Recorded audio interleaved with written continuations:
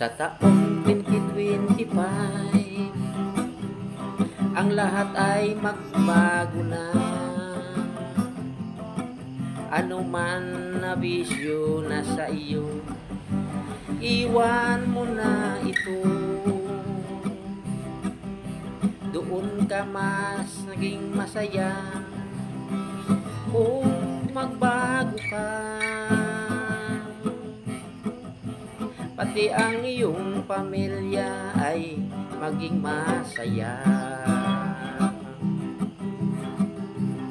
At maglingkod ka sa iyong Panginoon upang gantihan kanya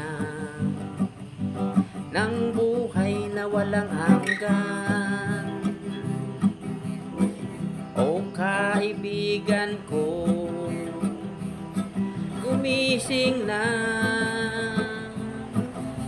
gumising ka sa katotohanan.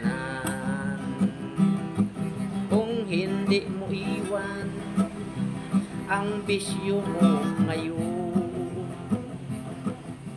ikaw ay malulugmo sa iyong kasalanan. Alalahanin mo, may buhay na walang hanggan. Gumising ka, bumangon ka sa iyong kalagayan.